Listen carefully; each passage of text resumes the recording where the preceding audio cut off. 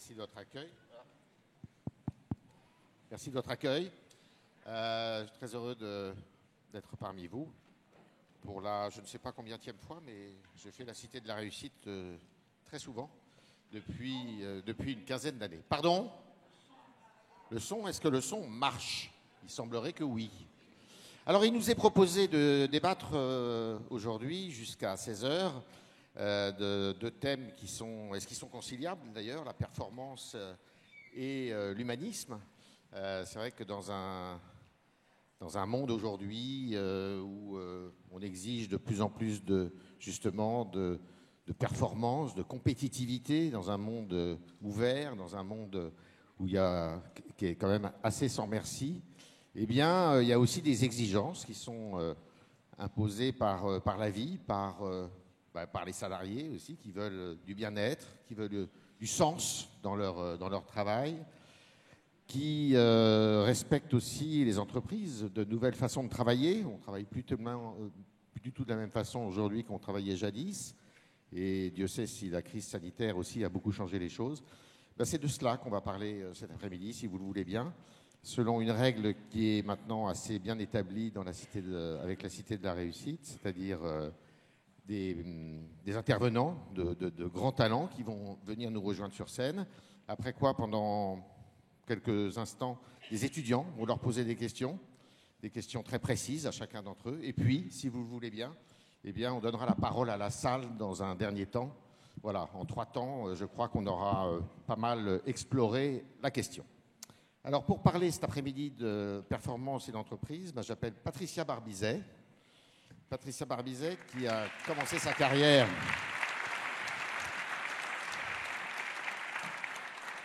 chez Renault, qui prend la direction financière du groupe Pinot en 1989 et qui, en parallèle d'ailleurs, devient chairwoman chez Christie's International.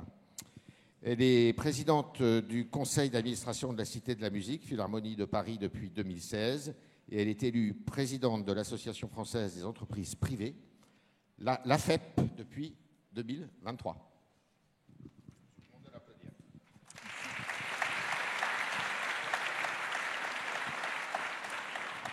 J'accueille également Yann Bucaille-Lanrezac, qui est le président fondateur des Cafés Joyeux.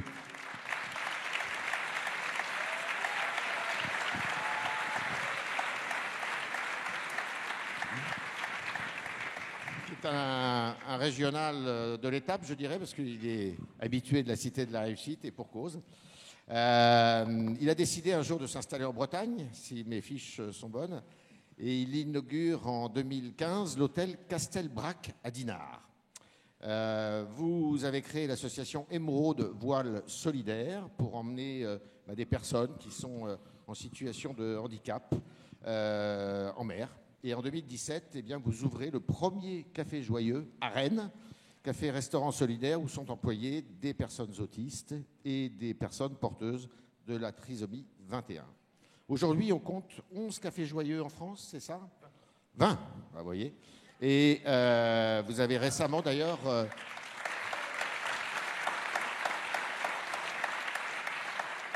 avez récemment investi aussi aux États-Unis, à New York, puisqu'il y a également un café joyeux aujourd'hui à Manhattan, je crois.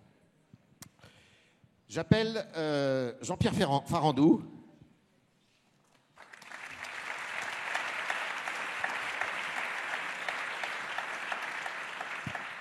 voulez.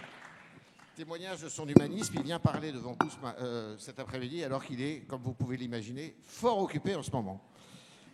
Doit-on vous présenter? Jean-Pierre Ferrandou, vous êtes ingénieur des mines, vous êtes entré à la SNCF, j'ose pas le dire, il y a fort longtemps maintenant, en 1981. Vous avez sillonné la France tout au long de votre carrière professionnelle, notamment dans la région lyonnaise. Vous avez ouvert quelques lignes de TGV. Et puis, vous avez aussi été directeur général de Keolis à Lyon. Vous êtes aujourd'hui à la tête président du groupe SNCF depuis 2019. Et en 2023, vous avez été élu pour 3 ans à la tête de Fer de France, une association donc, qui fédère tous les acteurs de la filière. Le dernier appelé, c'est Xavier Huillard.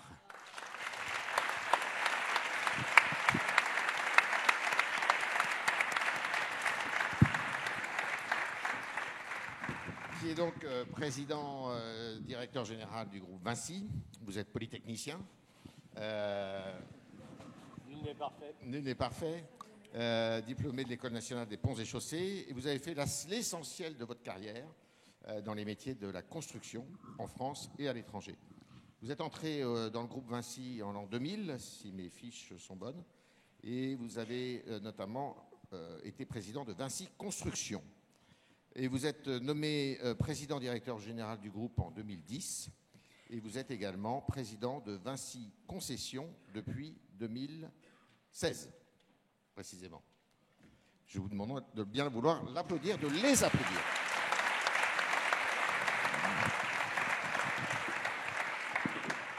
Bien, alors, je vais vous demander à chacun de prendre la parole quelques instants pour nous donner un petit peu votre vision des choses, performance et humanisme, qu'est-ce que ça veut dire pour vous. La première question, je la poserai peut-être à vous, Patricia Barbizet. Est-ce que les actionnaires peuvent être des remparts à la transformation des entreprises?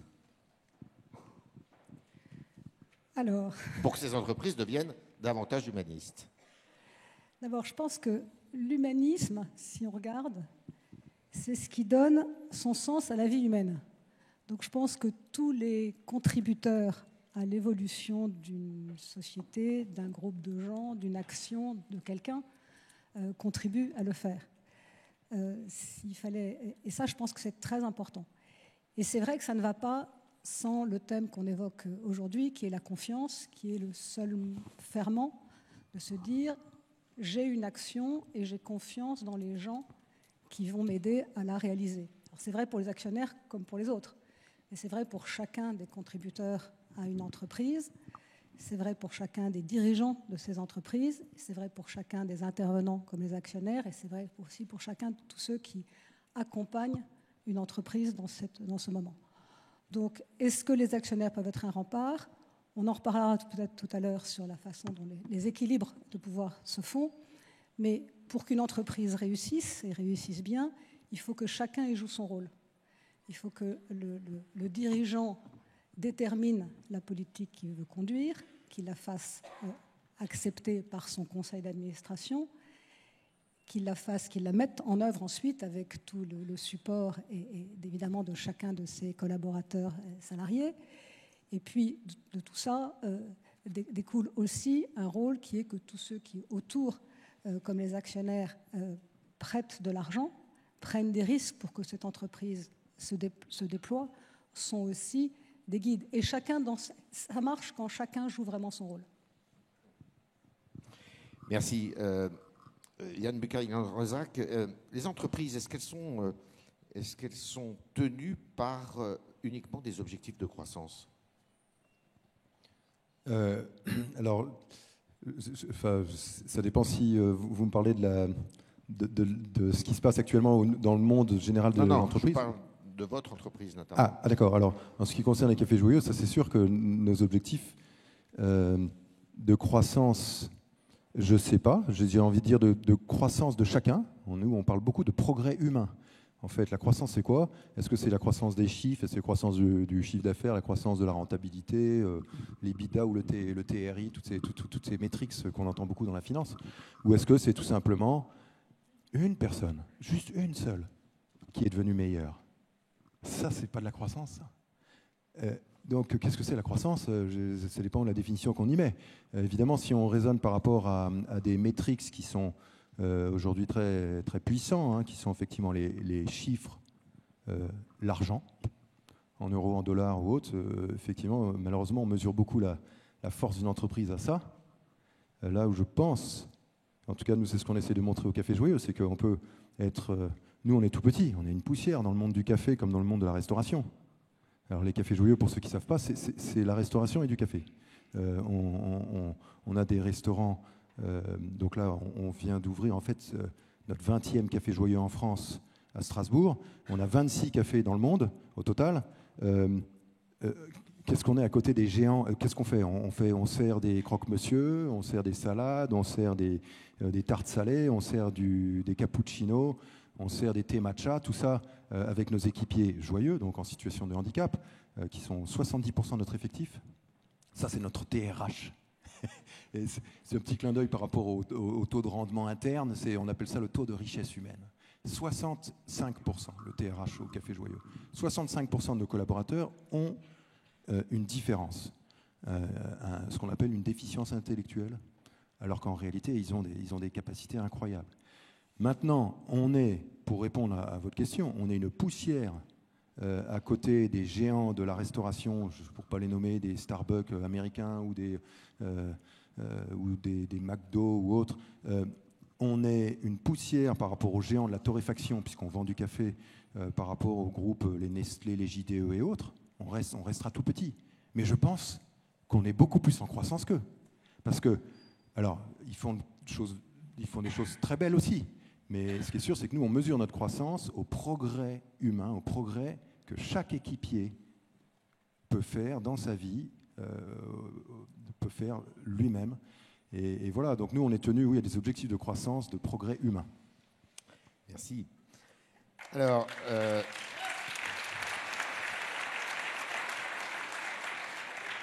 Jean-Pierre Farandou, alors la question est un peu orientée. Comment on fait pour faire en sorte qu'un dialogue social digne de ce nom existe dans une entreprise qui a une mission de service public? Avant Noël. Oui, c'est un peu orienté, mais on est dans le sujet quand même. Hein. Bah, performance, oui, il faut le regarder. Mais parce qu'en fait, le dialogue social, c'est dans une entreprise comme la SNCF, c'est un des facteurs de la performance. Puisqu'il faut voir les faits en face. Quand on regarde les faits en face, oui, c'est vrai qu'on a des syndicats, la SNCF, qui peuvent ralentir l'entreprise, voir l'arrêter. C'est une réalité. C'est le orthogonal par rapport à la performance. Deuxièmement, c'est une entreprise de main-d'œuvre, la SNCF. C'est 150 000 personnes qui produisent le service, hein, en 3-8, tous les matins, les nuits, les conducteurs, les aiguilleurs. Il n'y a pas de train sans eux, dans tous les sens du terme. Sans eux, s'il y a un problème social, ou sans eux, s'il n'y a pas d'engagement. On l'a vu dans les Jeux Olympiques. C'est une entreprise formidable. Quand l'engagement est là, elle fait des miracles. La SNCF a été parfaitement au rendez-vous. On a fait rouler tous les trains, on a accueilli tous les spectateurs. Il n'y a pas eu une anicroche. Les gens étaient mobilisés pour réparer au moindre incident. Enfin, j'ai vu l'entreprise fonctionner. J'avais l'image d'une locomotive vapeur. Vous savez, ces grosses bielles qui tirent très fort et que rien n'arrête. C'est ça la SNCF. Et c'est les hommes et les femmes de la SNCF qui sont derrière, avec les syndicats qui étaient là aussi. Voilà, donc en fait, on est au cœur du sujet. Le maître mot, c'est quand même la performance, c'est la transformation. Il faut comprendre les choses. La SNCF subit une transformation, peut-être qu'elle n'a jamais subi. Le levier, c'est la concurrence. Ça y est, elle est là. On en a beaucoup parlé pendant des décennies, hein, elle est là. Et donc la SNCF s'adapte, elle n'a pas le choix. Parce que si elle veut survivre à la concurrence, il faut qu'elle s'adapte. Et c'est un changement de monde. Et pour les syndicats, dont l'idéologie ne les porte pas effectivement à l'acceptation naturelle de la concurrence, et même pour les agents. Parce qu'au fond, c'est la perte de la protection. C'est des sociétés plus petites, on perd la protection de la grande maison. C'est culturellement très compliqué à accepter. Voilà, donc tout ça, il faut aussi le comprendre. Et l'humanisme, c'est aussi donner à chacun le sentiment qu'il fait partie d'un projet, hein, qu'il n'est pas écarté, qu'il a une chance de s'en sortir, qu'il n'est pas à côté de tout ça. Et ça, il faut l'entendre. Si on a une approche un peu trop déshumanisée, je veux dire, de ces choses-là, on va à l'échec. Il faut absolument partager, je veux dire, l'émotion, les craintes, l'anxiété qui sont au fond répercutées par les syndicats. Si on n'entend pas ça, on passe à côté de la chose. Le maître mot, c'est le dialogue au sens premier du terme. C'est un dialogue équilibré, de l'écoute, du respect. Moi, j'avais du boulot. Quand je suis arrivé fin 2019, il y a 5 ans, tout était cassé. Des réformes successives menées un peu rapidement, avec détermination, avaient cassé le dialogue social. C'était la guerre chaude ou froide, je ne sais pas quelle était sa température, mais c'était très compliqué de dialoguer. Or, c'est la base de tout. Si vous ne commencez pas à vous entendre, à vous comprendre, à comprendre le point de vue de l'autre, à trouver les champs de convergence, parce qu'il y en a. Alors bien sûr, il y a des champs où on est plus en écart. Moi, je travaille beaucoup là-dessus. Et honnêtement, si on met de côté un peu les émotions, là aussi, les menaces de grève, la menace de grève n'est pas une grève. Elle fait peur, elle stresse. Alors de l'autre côté, je comprends les voyageurs. Les voyageurs qui s'organisent pour Noël et qui ne savent pas si leur train va rouler, va pas rouler, c'est déjà une menace importante. Je veux dire qu'il les contrarie dans leur vie personnelle. Je l'entends aussi, bien sûr.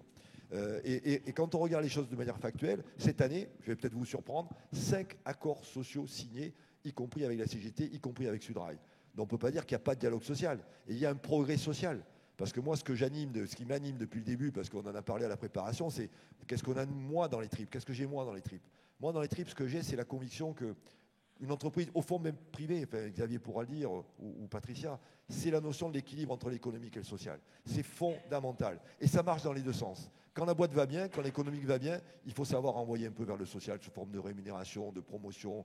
Voilà. Il y a plein de dispositifs qui permettent de montrer aux agents, aux salariés qu'on sait qu'ils sont là. Mais l'inverse vaut. Quand la situation économique se tend, quand les marges de manœuvre sont plus serrées, là aussi, il faut que le social le comprenne. Et il y a donc un ajustement de ce qu'on peut faire en matière de satisfaction des revendications en fonction des moments. Voilà, donc pour revenir à la question, c'est possible, il faut être dedans pour le comprendre. Je pense aussi, moi j'ai la chance de connaître parfaitement cette entreprise, puisque comme vous l'avez dit, je m'y meus depuis 44 ans, donc je suis parfaitement acculturé. Il y a une notion de culture aussi qu'il faut comprendre. Mais moi, vous savez, je suis un infatigable du dialogue social et je suis un optimisme vraiment forcené. On va y arriver. Moi, si je vous fais un pari aujourd'hui, on va arriver à ce que les trains roulent pour Noël. On n'en est pas si loin. Voilà, je ne rentre pas dans le contenu des dossiers, mais franchement, un dialogue social sincère, une capacité de compromis, se mettre à la place de l'autre, mettre l'humain au centre, parce que c'est quand même ça l'humanisme, c'est accepter le trouble de l'humain, l'émotion de l'humain, c'est ça les paramètres qui vont permettre d'éviter des troubles sociaux à la SNCF dans les semaines qui viennent. On vous fait confiance.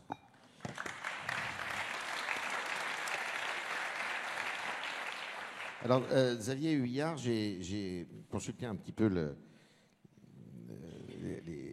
les documents de Vinci et j'ai vu qu'il y avait une notion qui s'appelle la performance globale dans un document qui est la Déclaration universelle des parties prenantes de Vinci. C'est quoi ça ? Je vais répondre, Yves, à la question, mais je voudrais quand même rebondir sur ce qu'il vient vous allez dit. pouvoir rebondir après aussi. Oui, mais pour dire que j'aurais pu tenir à peu près le même discours que celui d'Yann, pour une raison simple, c'est que nous croyons fermement aux valeurs humanistes de la décentralisation, et nous avons découpé le groupe, on est 285 000 en tout, en 5 000 business units. Et donc nous sommes une constellation de poussière, comme l'a évoqué Yann tout à l'heure. Ensuite, peut-être pour reprendre ce que vient de dire Jean-Pierre, bien sûr que l'humanisme, c'est de mettre l'humain au centre. Après un humanisme qui date d'un petit peu plus loin, qui a consisté à vouloir s'assurer de l'épanouissement de l'homme par l'éducation et par la culture, aujourd'hui, il me semble qu'il y a une troisième dimension de l'humanisme qui est en train d'immerger et qui consiste à tâcher de protéger l'homme des excès des normes, de l'état d'esclavagisme dans lequel on met les gens à travers trop de process, et surtout avec l'espèce de fantasme qui est en train de monter, comme quoi on peut remplacer l'homme par des machines et notamment de l'intelligence artificielle. Et en fait, les jeunes générations auront à traiter de cette troisième forme de développement de l'humanisme. Il n'est pas figé, l'humanisme, il est en train d'évoluer. Les deux précédentes dimensions... Ça, j'aurais beaucoup de questions à vous poser là-dessus, justement. Ok, avec bonheur. Ensuite, c'était quoi la question ? Sur cette notion de performance globale. Non, mais c'est simplement, ça rejoint tout à l'heure, on disait, une de tes questions, c'était est-ce qu'il est vraiment nécessaire de croître ? Moi, ma conviction, c'est que, au fond, c'est pas très compliqué, notre job. On est comme sur un vélo.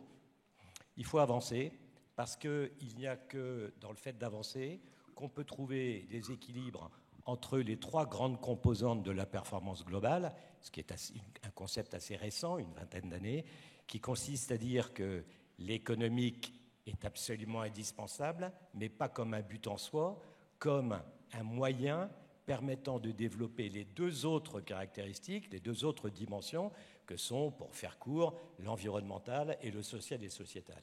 Et l'idée de la performance globale, c'est de dire il n'y a plus, comme on a essayé de nous le faire croire pendant quelques décennies, la performance économique stratégique d'un côté et la performance environnementale et sociale et sociétale de l'autre côté. En réalité, maintenant, on a, je crois, tous compris qu'il y a une performance globale qui adresse toutes ces dimensions, ou bien il n'y a pas de performance du tout.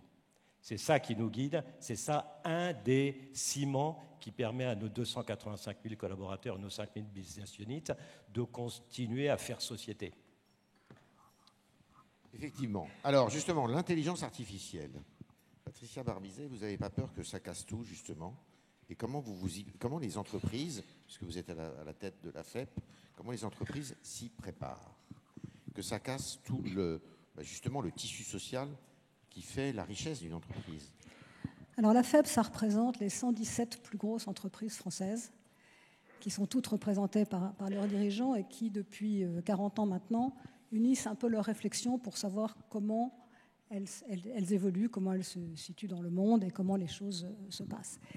Et elles sont françaises d'origine, souvent. Ce sont toutes des groupes mondiaux, mais à forte dominante française. Et cette composante française est très importante à la fois dans leur origine, leur histoire, leurs produits, leurs collaborateurs, l'intérêt qu'elles portent à notre pays, à l'Europe au-delà de notre pays, et ensuite au monde. Mais elles ont toutes une vision extrêmement large, puisqu'elles sont toutes de nature mondiale.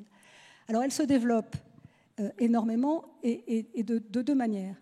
Donc performance et confiance et humanisme aussi.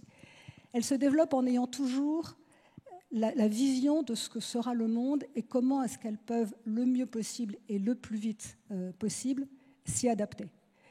Et elles ont en général des marchés partout, elles ont des technologies très avancées, elles ont un goût pour le développement et l'importance, mais elles sont quand même encore de racines françaises. Alors sur toutes les technologies, elles ont été très en avance, toutes. En plus, elles échangent beaucoup. On a des quantités de réunions les uns avec les autres pour savoir comment ça se passe chez les uns ou chez les autres. Donc il y a une puissance de réflexion qui est très grande et qui, à chaque grande étape de l'évolution, a pu intégrer ces dimensions.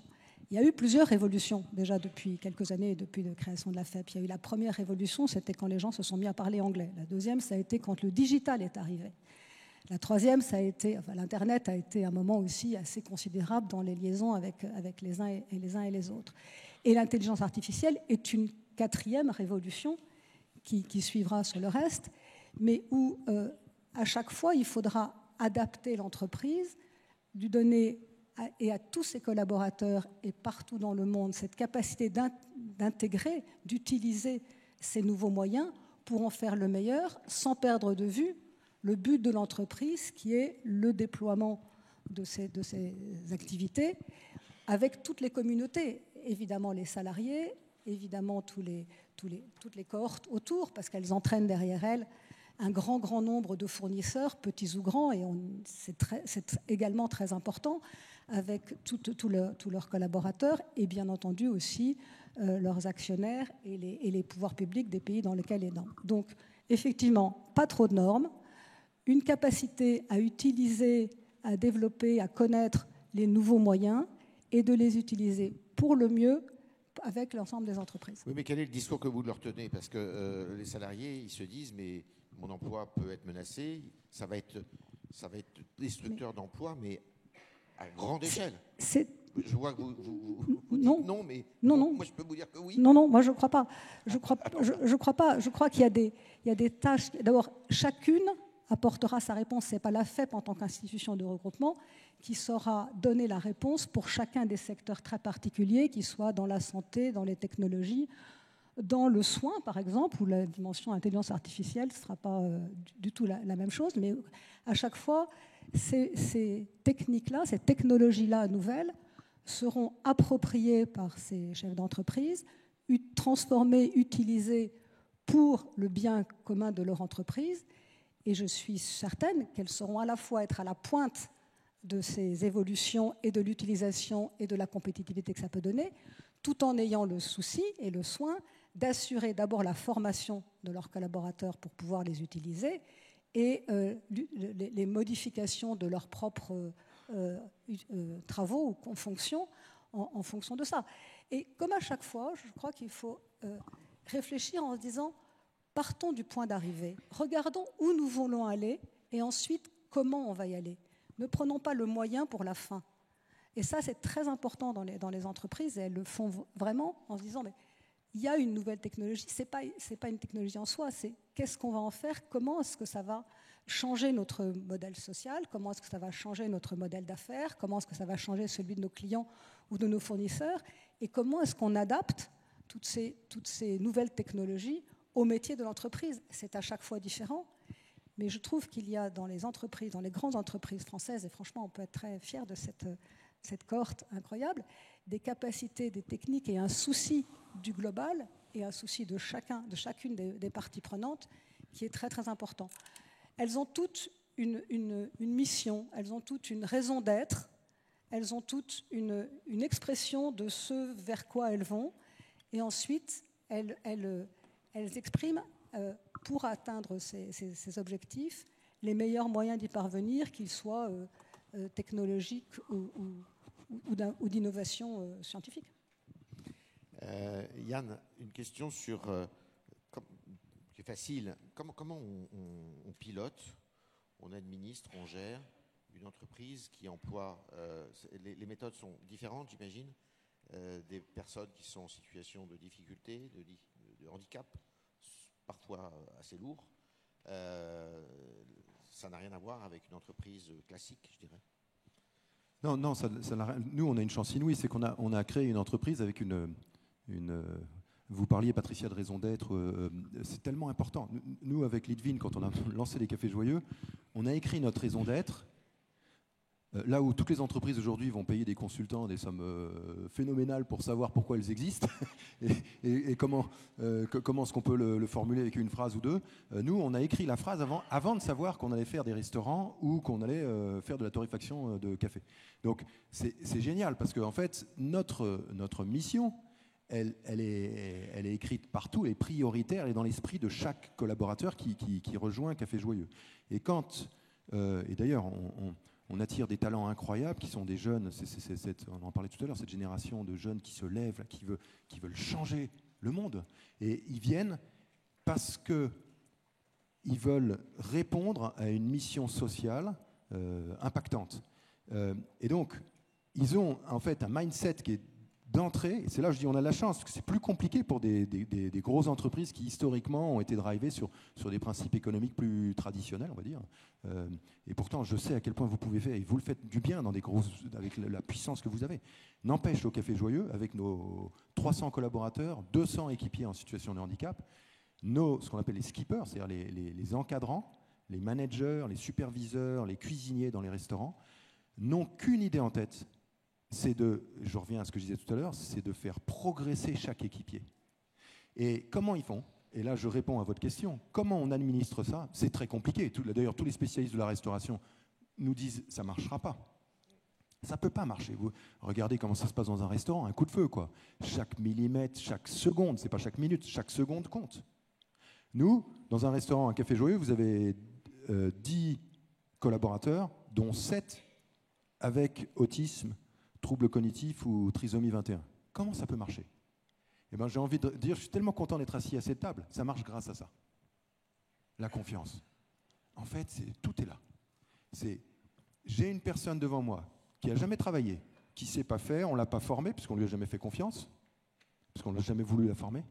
Moi, je veux lui faire confiance, parce que j'ai cette intuition que quelle qu'elle soit, cette personne a un talent caché, et je veux que ce talent soit révélé, et pour elle, et pour l'équipe, et donc pour la structure, l'organisation, pour l'entreprise. Ça marche pour toutes les boîtes, sauf que nous, c'est la mission numéro 1, parce que ça passe avant la recherche de rentabilité, même si toute boîte comme Café Joyeux a besoin d'un équilibre économique même. La confiance. Je crois en toi. Et pourtant, je peux vous dire qu'on est dans un pays où il n'y a pas beaucoup de gens qui ont cru aux personnes en situation de handicap. Ça change beaucoup, parce qu'il y a pas mal d'effets aujourd'hui.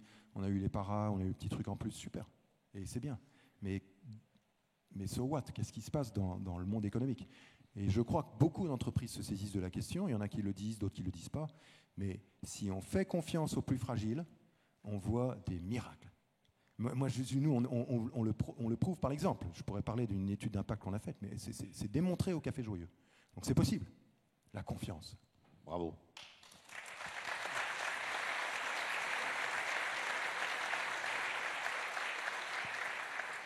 Xavier Huillard, quand vous recrutez un collaborateur ou quand vous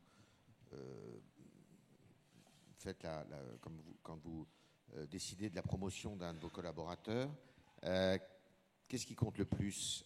La confiance ou la qualité de son travail?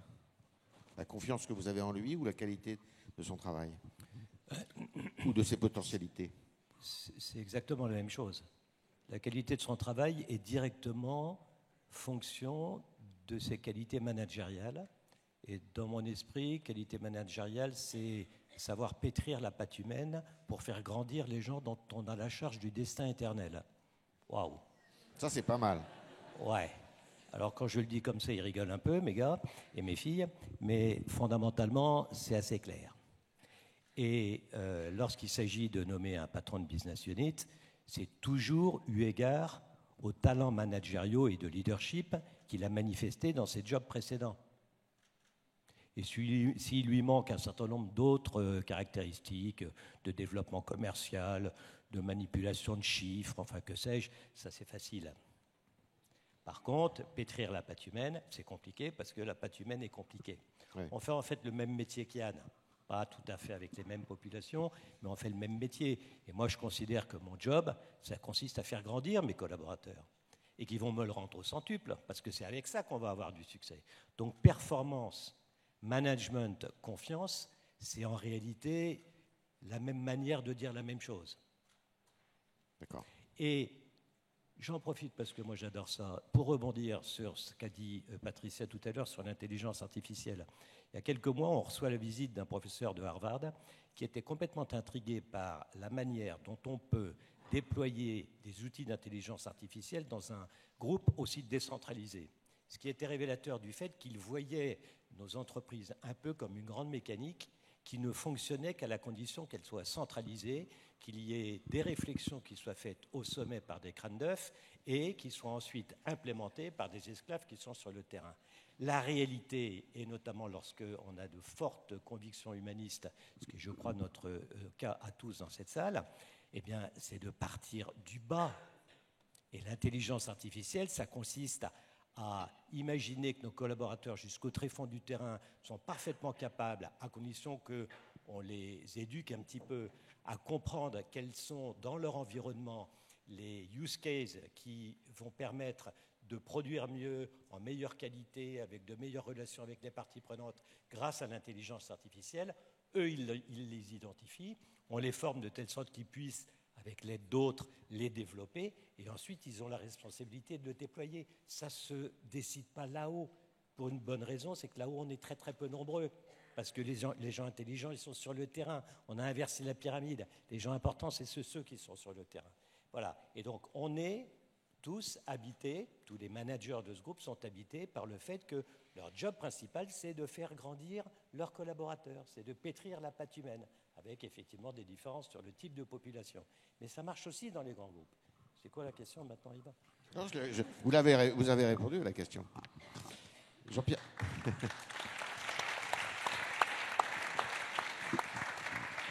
Jean-Pierre Farandou. Bon, c'est un secret pour personne. À la SNCF, les syndicats sont puissants. Est-ce que vous avez une relation de confiance avec eux? Parce qu'il y a des syndicats qui sont même qui ont une fonction, je dirais, pas une fonction, mais une idéologie très révolutionnaire par rapport justement à l'organisation entrepreneuriale de la SNCF. Donc comment vous faites pour justement travailler avec eux?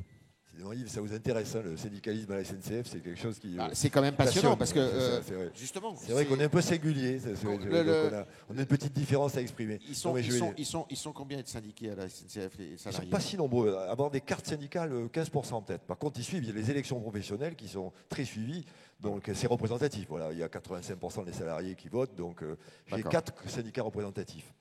D'abord, j'ai besoin de syndicats. Là encore, il faut être clair, 150 000 salariés unis, parce qu'il y a une histoire, l'entreprise, elle ne sort pas de nulle part, unis par des règles communes, un statut commun. Voilà, il y a un bloc social de 150 000 personnes. Je ne sais pas gérer 150 000 unités, c'est impossible. Et d'ailleurs, récemment, on a eu l'émergence de coordination directe, c'est ingérable ce machin-là, avec beaucoup de réseaux sociaux, c'est très compliqué. Donc d'abord, ça me plaît pas, j'ai besoin de syndicats. Et certains ne sont pas d'accord avec moi, mais c'est pas grave. Là, j'aime bien la notion de contre-pouvoir aussi. Hein. Moi, je trouve que tout pouvoir doit avoir un contre-pouvoir. Moi, j'ai le pouvoir. Je suis président du conseil d'administration. J'ai le pouvoir de proposer la stratégie à l'État, puisque moi, mon actionnaire, c'est l'État. J'ai le pouvoir de la mettre en œuvre. J'ai des moyens à ma disposition. J'ai des équipes. En face, j'ai des contre-pouvoirs. Et je dis, j'y reviens là-dessus parce que la période est particulière. J'ai des contre-pouvoirs en période où la boîte se transforme, mais en profondeur. C'est parfois brutal, j'allais dire. Hein. Voilà. Donc, en face, il y a quand même des gens qui sont légitimes à dire, mais pourquoi est-ce que tu transformes? Et qu'est-ce que ça veut dire pour les salariés? Et comment tu accompagnes tout ça? Et qu'est-ce qu'on devient là-dedans? Elles sont normales, ces questions. Elles sont tout à fait logiques. Alors après, les syndicats, c'est vrai que la caractéristique peut-être de la SNCF, c'est qu'on a des syndicats, pas tous, mais beaucoup, qui assument de manière très ouverte une posture idéologique, politique, on pourrait dire. Ils sont porteurs d'une vision de la société. Ils ne font pas que du syndicalisme. Ils font du syndicalisme plus. Hein, ils ont une pensée politique. Voilà, ils l'assument d'ailleurs, et leurs confédérations le disent assez clairement. Bon, il faut faire avec. Alors la question que ça pose dans la vie de tous les jours, c'est que je m'emploie d'ailleurs à dire il y a un peu de paquets. Il y a les paquets internes dans l'entreprise. Là, c'est normal, on les prend. Il faut les adresser hein, quand il y a des restructurations, quand il y a des évolutions de métier, quand il y a des économies à faire. C'est interne à l'entreprise, c'est entre nous, il faut qu'on en parle. Je suis plus embêté quand on fait rentrer dans l'entreprise des sujets dont la solution est de nature politique, législative, française, européenne, la concurrence par exemple. Certains syndicats ne veulent pas de la concurrence, mais ce n'est pas moi qui l'ai inventé la concurrence. C'est même pas la France, c'est l'Europe, c'est le traité de Rome. C'est compliqué tout ça. Donc ça par contre, quand le syndicalisme veut faire rentrer dans l'entreprise des sujets dont le débat ou la solution est de nature politique, il est donc un peu vain. Ce n'est pas l'action syndicale dans l'entreprise qui va régler les problèmes. Ça, ce n'est pas une source de difficulté. Moi, j'essaye d'être très factuel. Je pense avoir des bonnes relations au sens des relations saines. Une forme de confiance, effectivement. Ça se mérite, la confiance. Hein. La confiance, ça se mérite. C'est-à-dire que moi, dans le mot confiance, on en parlait, il y a le mot foi. Hein, fiance, là, c'est la foi. Quand on a confiance en quelqu'un, c'est-à-dire que on n'a pas besoin d'avoir un check hyper rigoureux des arguments qu'il va donner. On a foi en lui. On a foi en ce qu'il dit. Mais moi, la foi que j'ai dans les syndicats, même parfois les plus remuants, c'est qu'ils aiment l'entreprise. Ils aiment le ferroviaire, ils aiment l'entreprise. C'est la foi que j'ai. Alors, c'est une foi vigilante, mais j'ai cette foi. Parce que si je ne l'ai pas, ça devient compliqué. Donc, j'ai la foi qu'au fond, sur l'essentiel, défendre, parce qu'on est un peu militant à la SNCF, on est militant du ferroviaire, nous, hein, voilà, donc on le reconnaît. On aime le ferroviaire, transition écologique d'ailleurs. Hein. Ça, pour le coup, il y a du sens. Hein. Nous, voilà, quand on aime le train, on aime un mode de transport qui émet très peu. Voilà, donc nous, on est militants du ferroviaire, on veut du report modal, on veut un peu moins de camions, on veut un peu moins de voitures, on veut un peu moins d'avions, on veut davantage de trains. Ça, c'est ce qui nous rejoint. C'est la cause, finalement, que les salariés viennent chercher. Hein, quand ils se lèvent le matin, ils ont cette certitude que leur travail, quel qu'il soit, il va permettre de protéger la planète, de concilier mobilité et transition écologique. Ça, c'est les valeurs fondamentales. Et après, au fond, tout est possible. Et la confiance est précieuse. Si, au fond, l'essentiel est là, et que syndicats et moi, on est d'accord qu'il faut développer le ferroviaire, il faut développer l'entreprise dans le ferroviaire, avec ces nouvelles règles du jeu que sont la concurrence, on va y arriver. Alors, on ne sera pas d'accord sur les chemins, l'ordre des facteurs, la priorité, le rythme, l'intensité, les curseurs, mais au fond, on va y arriver. Si par contre, effectivement, j'avais en face de moi des gens qui n'étaient pas dans cet état d'esprit, c'est-à-dire qui se moquent du ferroviaire ou qui se moquent de l'entreprise, là, ça serait embêtant. Mais au fond, même avec les plus durs, je pense que ce n'est pas le cas et qu'il y a quelque chose à aller chercher autour de la confiance. Merci à vous quatre pour cette première série de réponses.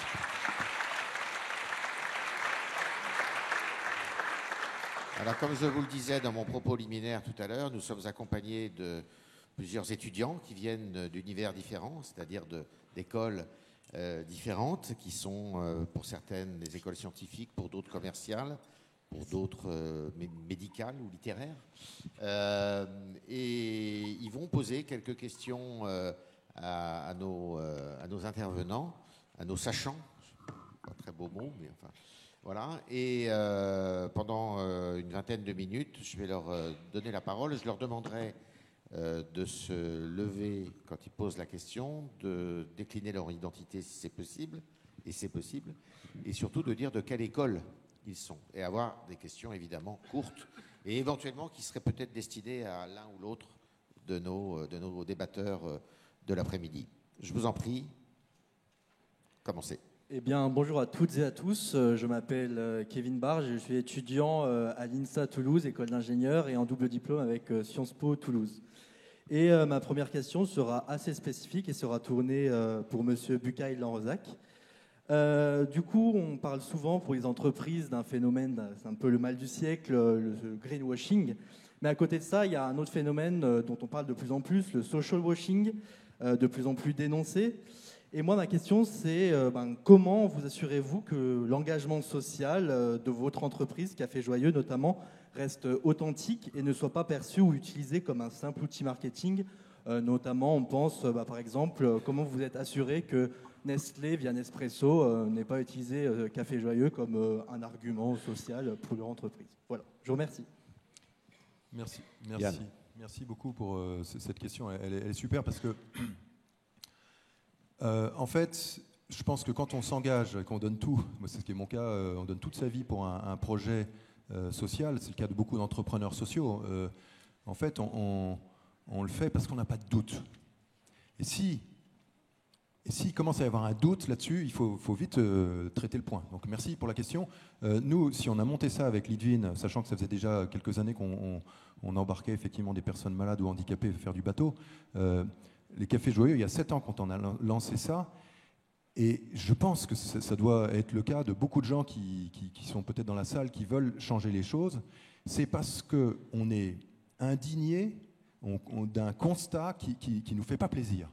Nous, le constat, c'est qu'il y a toute une population qui est exclue du monde économique.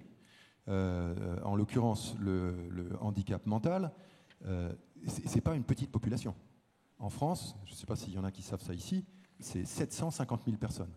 On parle de 1 à 2% de la population dans le monde. Ils sont 8 millions aux États-Unis. Personnes autistes, trisomiques, troubles du spectre autistique, des troubles cognitifs, ce qu'on appelle TSA. Ils sont entre 200 et 300 millions dans le monde. Et ces gens, ils sont où? Ils ne sont pas sur les bancs de la Sorbonne. Ils sont pas, en tout cas, à l'école où j'allais. Ils ne sont pas au lycée où j'allais. Moi, je les connais pas, ces gens. J'ai commencé à les connaître quand ils embarquaient sur notre bateau qui embarque ces personnes destinées à ce type de public.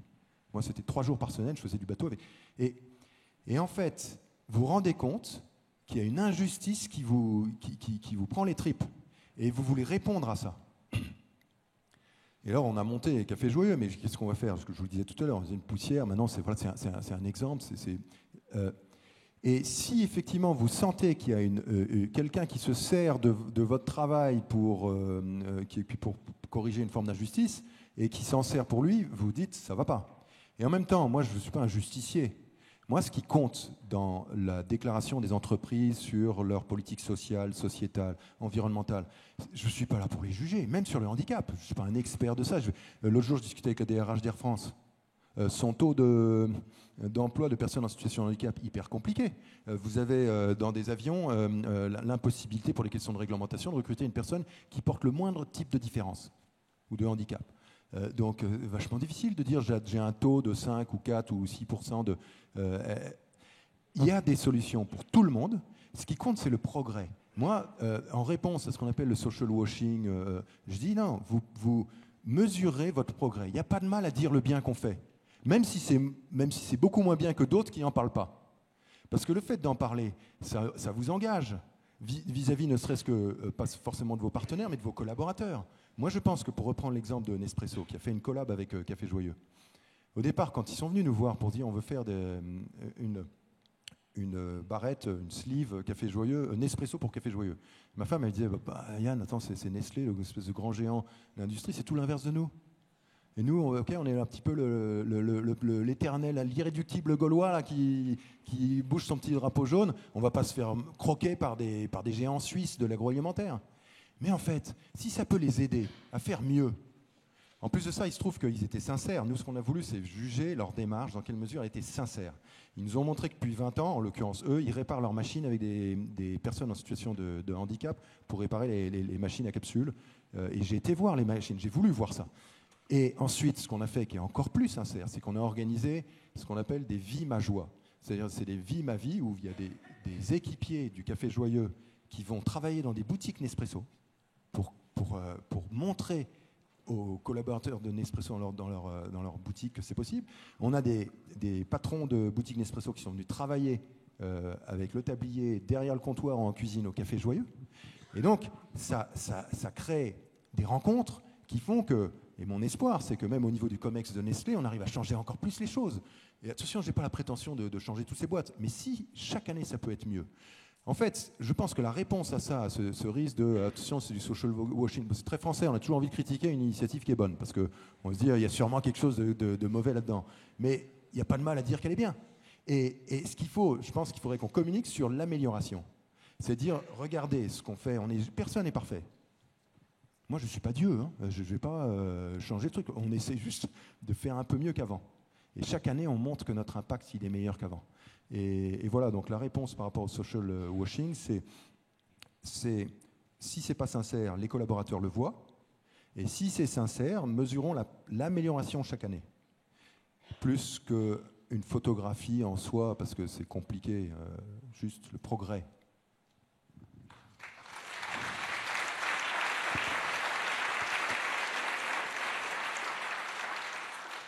Jean-Pierre Farandou, c'est une dimension, parce que vous parlez d'Air France, qui est prise en compte, le handicap à la SNCF. Ah oui, bien sûr.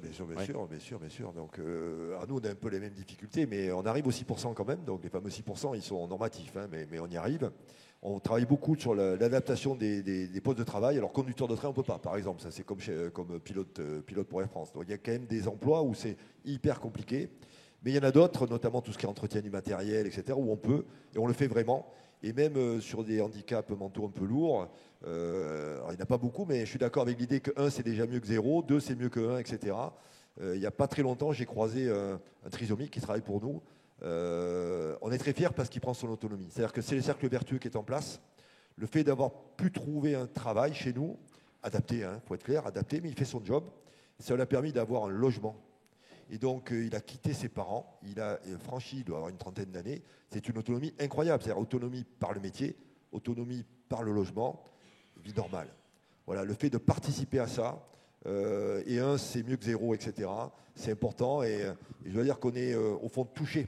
On est touché par cette dimension. C'est une forme d'ouverture aussi, vous avez raison de le dire. En fait, on ne connaît pas. Hein, si on n'a pas cette histoire-là dans notre famille, par exemple, on ne va pas savoir. Et le fait d'être directement au contact, de parler, d'écouter, et je l'ai fait, il était d'ailleurs un peu impressionné. Hein. Je me souviens très bien de ce moment où j'y suis allé tout en douceur, hein, tout en toucher de balle, hein, et parce que je n'étais pas là pour les quêter. Ça a été pour moi un grand moment et ça m'a rendu fier que mon entreprise fasse ça. Parce que comme l'a dit Xavier, moi j'avais rien fait, c'est mes gars qui l'avaient fait tout seul. Hein. C'est encore mieux, quoi. Hein. Ça ne venait pas du grand patron, c'est des initiatives, des arrangements qui s'étaient pris au plan local, c'est formidable. Voilà. Et ça, c'est des bonnes nouvelles. Autre question des... Bonjour à tous, je me présente, je suis Maëva Santos, je suis étudiante à l'EDEC Business School. Donc moi, ma question, elle sera adressée à Monsieur Xavier Huillard, et notamment sur les projets d'infrastructures massives de Vinci.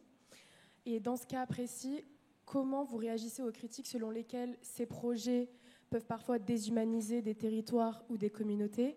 Et donc aussi, dans ce cas précis, comment faire pour prouver que Vinci parvient à concilier performance et humanisme? Merci. D'abord, s'ils sont bien conçus, ces projets, ils ont une forte utilité et ils participent largement à la construction du bien commun, que ce soit des infrastructures de mobilité. Regardez ce qu'on a fait depuis 90 ans en Afrique. On a commencé par les besoins de base, Il fallait des infrastructures permettant aux gens de se rencontrer, permettant aux gens de commercer entre eux, de faire bouger les marchandises pour permettre d'alimenter des villages un petit peu lointains. Idem en matière d'infrastructure d'eau. Idem maintenant, je suis toujours sur l'Afrique en infrastructure à la fois de production et de transport et d'énergie électrique. Donc tous ces projets, quand ils sont bien conçus, ils sont là pour participer à la construction du bien commun. La deuxième chose que je voulais dire, c'est que le fait de savoir si un projet est d'utilité collective, ça ne nous appartient pas. C'est le rôle des États, des politiques, de l'Europe éventuellement. Nous intervenons à partir du moment où le projet a été effectivement estampillé d'utilité publique et nous allons le réaliser du mieux possible. Et c'est là où nous pouvons faire la différence. C'est sur la manière dont nous le mettons en œuvre. Je vous donne un exemple. Ça, c'est pour rebondir sur ce qu'a dit Jean-Pierre.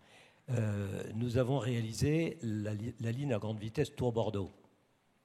330 km de ligne, 8 milliards d'investissements en tout, 8500 personnes en pic sur le chantier, dans un temps record, 6 ans, et maintenant, puisque nous en sommes, entre guillemets, propriétaires provisoires, nous l'exploitons pendant 50 ans, si Jean-Pierre veut bien faire circuler des trams dessus. Il n'en met pas beaucoup, hein.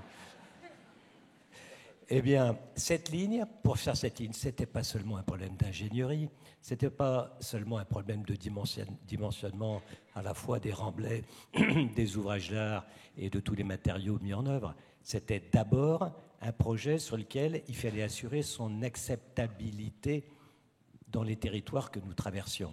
D'autant plus difficile que nous traversions des territoires qui savaient qu'ils allaient voir passer les trains, mais sans forcément que le train s'arrête. Et donc, nous avons déployé un véritable savoir-faire qui consiste à mettre des milliers de gens tout le long du trajet de ce projet pour organiser cette concertation avec l'ensemble des parties prenantes. Et quand vous faites ça, eh ben, ça marche. Moi, j'étais convaincu, lorsque j'ai signé en tremblant cette affaire, il y a maintenant 10 ou 12 ans, j'étais convaincu que je serais en permanence happé par des revendications en provenance du terrain de gens qui n'étaient pas contents de voir une ligne couper leur jardin, parce que ça arrive, ou éventuellement nécessitant de couper des arbres, ou que sais-je. Je n'ai pas eu un seul appel. Pourquoi ? Parce que les sujets étaient traités en local. Accessoirement, la préfète de région principale, c'était Elisabeth Borne, qui nous avait beaucoup aidés, à l'époque où elle était préfète. Donc voilà, donc nous ne décidons pas de l'utilité publique de nos projets. Heureusement, ce serait extrêmement dangereux si je finissais par acquérir la conviction que je suis une sorte de Deus ex machina et que c'est moi qui décide de l'utilité publique. Pas du tout. Nous étions aussi en charge de Notre-Dame-des-Landes. Hein, voilà. Mais on nous faisait le reproche de travailler sur Notre-Dame-des-Landes, d'essayer de travailler. En fait, non, les gars, c'est pas nous qui décidons de l'utilité publique parce qu'on sortirait complètement de notre rôle. Parce qu'il faut garantir que c'est effectivement un projet d'utilité publique. Et ça, ce n'est pas notre responsabilité et on serait totalement illégitime à le faire. En revanche, une fois que c'est décidé, il faut que quelqu'un le fasse et tant qu'à faire, il faut qu'il le fasse bien. L'autre exemple que je peux donner, c'est le contournement de Strasbourg qui a donné lieu également, c'est inévitable dans notre pays et dans tous les pays du monde d'ailleurs, en matière d'empreinte environnementale. Ce qu'il faut savoir, c'est qu'on s'est arrangé pour que les espaces de compensation environnementale sur le contournement de Strasbourg occupe 4 fois plus d'espace de surface que la surface du ruban autoroutier lui-même. Voilà. C'est ça, faire les choses bien. Donc notre job, ce n'est pas de décider, mais c'est d'essayer de le faire bien, notamment pétri de valeurs humanistes, matinées de responsabilité sociale et de responsabilité environnementale. Je voudrais juste terminer par un dernier point. Nos projets ont l'avantage d'être des terrains de développement incroyablement puissant de démarches qu'on appelle de l'insertion par l'économique. Nous, les exclus dont nous nous occupons, ce n'est pas tellement les mêmes que ceux de Yann, même si on le fait un peu, mais c'est des gens qui sont exclus du monde du travail. Et quelqu'un qui est exclu du monde du travail, c'est quelqu'un qui a fini par ne plus savoir se lever le matin, à ne plus reconnaître l'autorité, à ne plus se sentir à l'aise dans un travail collectif, à ne pas savoir prendre les transports en commun, parce qu'il s'est progressivement complètement mis à l'écart de tout ça. Notre job, c'est de profiter de nos projets pour tendre la main à ces gens-là, mais pas seulement en leur offrant un travail, parce que ça ne suffirait pas, ils n'y arriveraient pas, mais en leur offrant également, en plus, l'accompagnement social qui va leur permettre de se réinsérer dans le monde du travail. Eh bien, on est sans doute leader en France sur ce sujet. On en prend 6 000 par an. En France, on prend 6 000 personnes à qui on permet ce genre de parcours et avec un taux de succès de retour durable à l'emploi ou dans la formation qui est effectivement très significatif. Voilà, on n'en fait pas état, parce qu'on n'est pas là non plus pour donner des leçons. Mais ça sert aussi à ça, nos grands projets. Voilà ce que je peux répondre. Donc on n'a pas honte de ce qu'on fait parce qu'on essaye de le faire bien avec toutes les dimensions que j'ai exposées.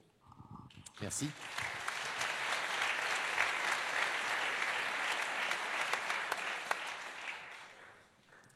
Bonjour, moi je me présente, je suis Solène, étudiante sage-femme à l'Université catholique de Lille.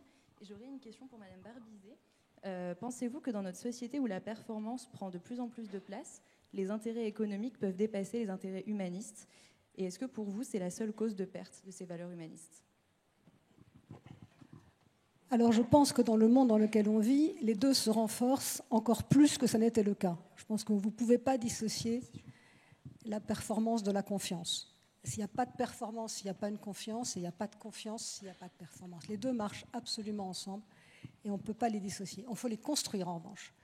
Et ça a beaucoup évolué au fil des années, non pas sur la finalité, mais sur la manière d'y arriver.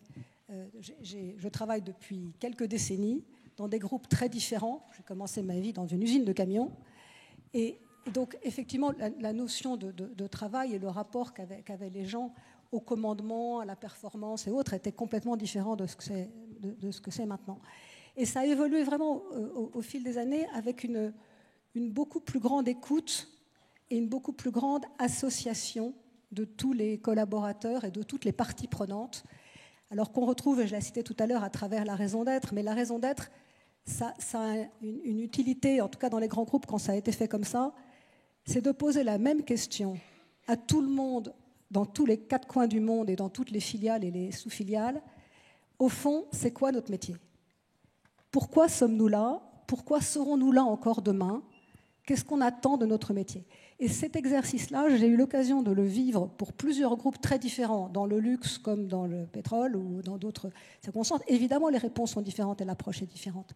Mais le principe est le même, c'est de demander à tout le monde et d'associer tout le monde dans tous ces groupes mondiaux à quel est notre métier, quelle est notre mission, que devons-nous faire, et ensuite on peut déterminer le avec qui, comment, les moyens d'arriver à cette mission. Et c'est très puissant, parce que tout le monde se sent associé, tout le monde réfléchit à mais quel est mon but, quel est le but de la maison pour lequel je m'engage tous les jours. Et je trouve qu'on a tous énormément profité de cette capacité qui finalement quelquefois levait des ambiguïtés, qui permettait, une fois qu'on était passé du pourquoi au comment et avec qui, d'y mettre plein de choses et d'associer plein de buts, ceux qu'évoquait sur l'utilité pour les autres, l'utilité à l'intérieur de la maison. Et donc ça, je crois que ça a été un exercice extrêmement important et qu'il faut prospérer. Ce qui me frappe le plus dans l'évolution des années que j'ai vécues dans différentes entreprises, plutôt des grandes que des petites d'ailleurs, enfin quelquefois elles ont commencé petites et puis elles sont devenues très grosses, c'est la manière dont on a des relations avec ses collaborateurs. À l'usine, on avait un job, c'était précis, c'était ça, on pointait à l'entrée et à la sortie, c'était très circonscrit et ça s'arrêtait là. Au fil du temps, c'est devenu extraordinairement différent et plus organisé. La prise en compte de ce que pensent les gens de leur travail, les évaluations qui sont faites, la notion de feedback, de est-ce que j'ai fait quelque chose, est-ce que je l'ai bien fait, qu'est-ce qu'on en pense au-dessus de moi, les entretiens de fin d'année, les entretiens d'évaluation, où on a l'occasion de dire à des gens ça c'est bien, ça c'est moins bien, ça il faut pouvoir évoluer, ou finalement vous n'êtes pas dans le métier qui vous va bien, essayez d'en trouver un autre pour vous, plutôt à l'intérieur de la maison, mais quelquefois aussi à l'extérieur. Je pense que cette notion de dialogue et de compréhension, ce que c'était le bien commun de l'entreprise et la performance et l'évaluation sont devenues des choses extrêmement importantes au fil du temps. Donc ça, je crois que ça a beaucoup évolué et ça doit continuer à le faire. Et c'est ce qui permet à ces très grandes entreprises qui, encore une fois, associent des gens de tous les pays, quelquefois, d'avoir une mobilité beaucoup plus grande. Quand dans les entreprises, on s'est mis à avoir peut-être de l'intelligence artificielle, ou en tout cas des moyens informatiques importants qui permettaient de dire il y a un poste à tel endroit qui requiert telle et telle capacité, et que tous les gens, finalement, tous les collaborateurs avaient passé un peu de temps à définir quels étaient leurs rangs ou capacités ou qualifications particulières, et que donc ils se retrouvaient dans la possibilité, parce qu'il ne fallait pas que tout le monde puisse postuler à n'importe quoi en disant « je me vois bien là », mais au contraire qu'ils en avaient finalement les capacités, ça permettait d'ouvrir des opportunités et de découvrir des gens qu'on n'avait pas découverts à travers ces moyens-là. Donc tous ces moyens d'organisation, ils ont permis de renforcer cette confiance et de renforcer la performance. Évidemment, si on a les meilleurs collaborateurs avec les meilleures expertises au meilleur endroit pour eux, c'est forcément bien aussi pour l'entreprise. Et donc ce dialogue-là, il a été extrêmement utile et il faut le développer partout sur le renfort. La deuxième chose, c'était quand même le lien et la façon de dire à des gens, effectivement, là vous avez des manques, ou là vous avez des... Moi j'ai vu des quantités de collaborateurs dans les premières années à qui on disait rien, puis tout d'un coup on leur dit ça va plus, il faut que tu t'en ailles. Alors que maintenant, je trouve que tous les systèmes d'accompagnement permettent de faire évoluer, de former plus, de savoir les endroits où on peut être formé, d'ouvrir des opportunités, d'ouvrir des pistes. Et donc ça ne fait que renforcer la confiance. Le troisième aspect, c'est la confiance collective. C'est qu'effectivement, dans toutes les entreprises, le dialogue avec l'ensemble des parties prenantes a été très, très, très fortement renforcé, qu'elle soit d'ailleurs à l'intérieur ou à l'extérieur. Évidemment, le dialogue syndical, mais aussi le dialogue individuel avec chacun des collaborateurs, et puis aussi le dialogue avec les parties prenantes, les clients, les fournisseurs, les actionnaires, les pouvoirs publics des pays dans lesquels ces grands groupes sont installés. Tout ça, ça a renforcé la chose, et je trouve que c'est cet équilibre-là, cette évolution-là, qui a permis à la fois de faire croître la confiance et la capacité des gens, des collaborateurs, et de leurs clients d'ailleurs aussi, et la performance de l'entreprise. Ça n'est qu'à ces conditions-là qu'on est capable, dans une grande entreprise mondiale, d'imaginer le futur, de pouvoir continuer ces développements impressionnants de ces grands groupes, d'avoir une longueur d'avance sur les technologies qu'il va falloir, et les centres de recherche qu'il va falloir avoir pour pouvoir rester au plus, et d'utiliser tous les éléments et de faire contribuer tous les éléments dans un rapport qui n'a aujourd'hui vraiment rien à voir avec celui qui existait de suggestion du salarié quand j'ai commencé ma vie professionnelle. Et ça, je trouve que si on se met un tout petit peu en abstraction de ça et qu'on y réfléchit, c'est extrêmement puissant.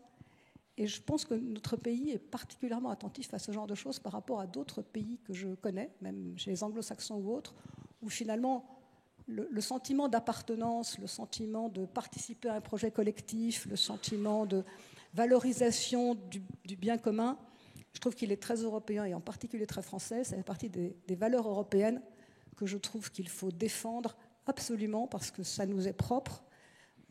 C'est intrinsèque de nos personnalités et de nos personnalités de corps collectif que sont les grandes entreprises. Et je trouve qu'il faut garder cette singularité. Franchement, ailleurs, elle n'est pas du tout exprimée de cette façon-là. Et ça, c'est une richesse infinie qu'il faut poursuivre. Donc oui, la performance et la confiance sont compatibles. Les deux peuvent aller de pair et doivent aller de pair. Encore une fois, la plus grande difficulté, ce serait de les séparer. C'est pas assez souvent dit ce que vous venez de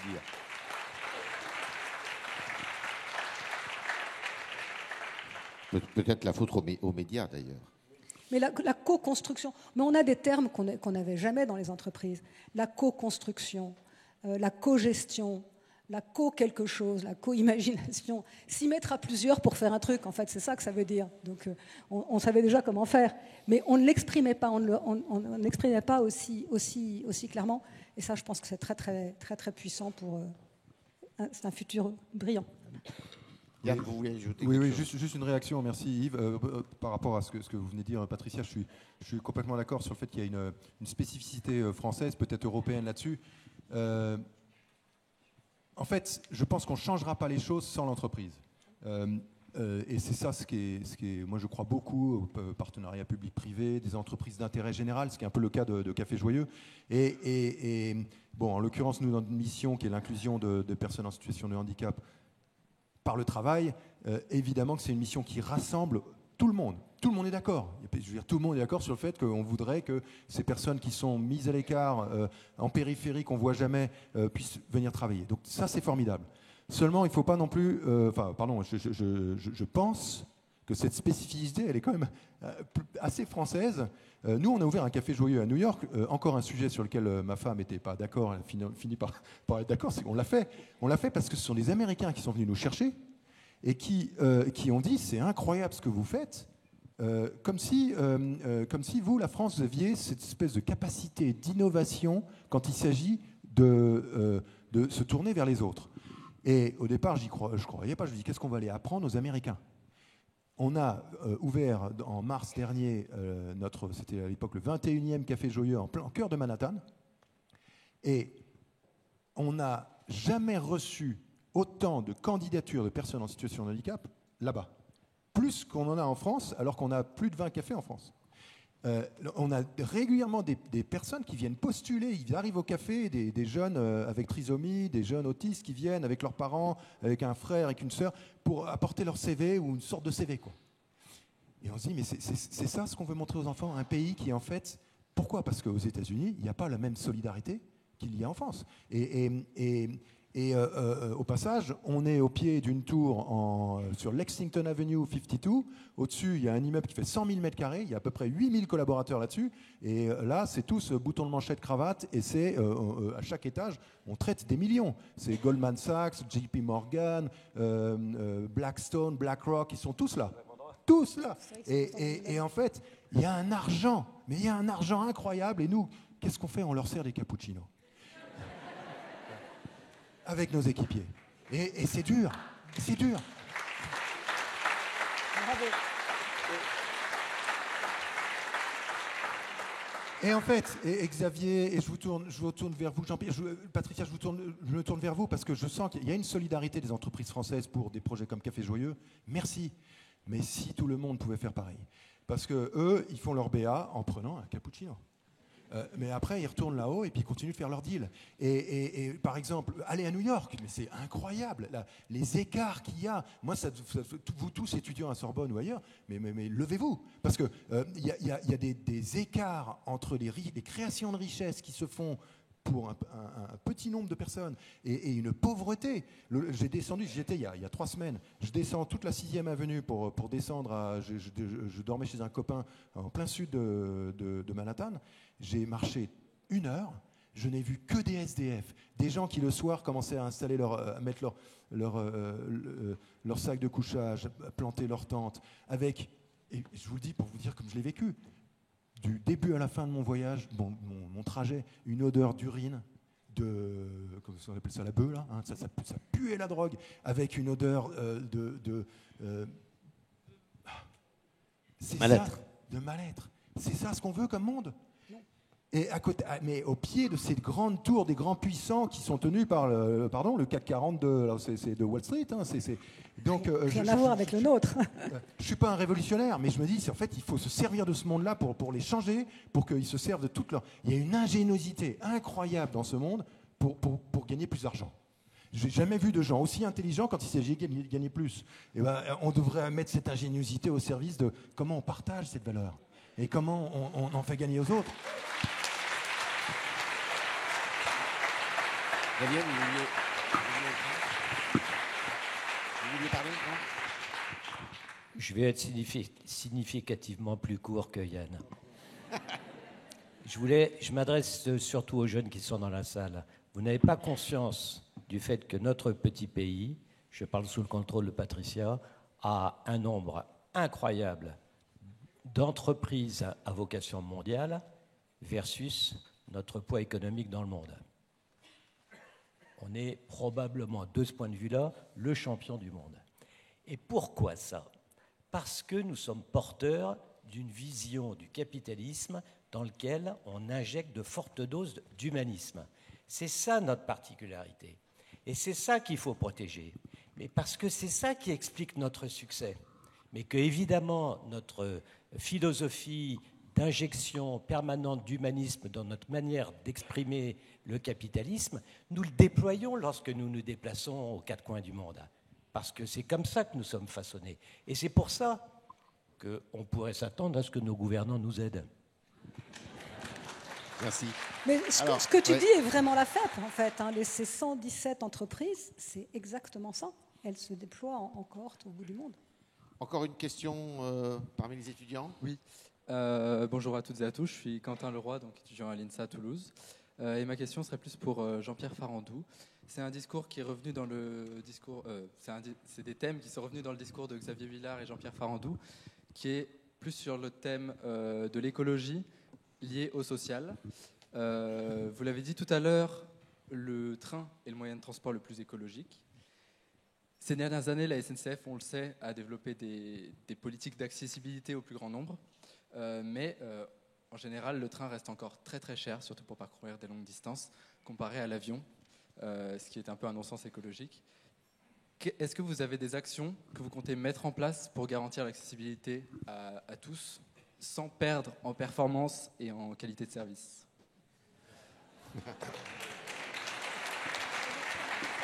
Vous avez 5 minutes pour répondre. D'abord, je voulais revenir au début de l'histoire. L'humanisme, c'est l'homme dans son environnement. Je crois aussi on a vu le côté individuel de l'humanisme, c'est important, mais il y a tout ce qu'il y a autour. Et je crois que c'est comme ça qu'il faut le voir. Je redis un peu ce qu'a dit Xavier, c'est la performance globale et l'humanisme global, j'allais dire. Dans les sujets d'environnement, c'est dans quel environnement évoluent les hommes et les femmes, c'est important. Voilà, et cette performance, elle a aussi à mesurer son impact et à travailler son impact, non seulement sur les individus, mais le cadre autour duquel ils vivent. Voilà, je voulais préciser ça. Alors oui, le train doit rester accessible, et c'est accessible le train d'ailleurs. D'abord, nos trains sont pleins, bonne nouvelle, on va se réjouir. Franchement, je ne sais pas ce qui se passe, je suis même moi-même un peu surpris. Après le Covid, c'est reparti beaucoup plus fort qu'avant. Ceux qui veulent prendre le TGV le savent, c'est compliqué d'avoir des places au dernier moment. Tous les trains sont pleins. Les trains régionaux aussi, on n'en parle pas beaucoup, mais certains d'entre vous habitent en province. J'ai entendu des étudiants qui avaient leurs attaches à Toulouse. Par exemple, en Occitanie, c'est incroyable. Les TER ont fait 50% d'accroissement de leur trafic en 2 ou 3 ans. Voilà, il y a un engouement pour le train, quel que soit l'âge, quelle que soit la situation, pour des raisons économiques, pour des raisons écologiques, pour des raisons de praticité, pour des raisons de plaisir de voyager. Bref, tant mieux, quand on est le patron de la SNCF, on ne peut que se réjouir.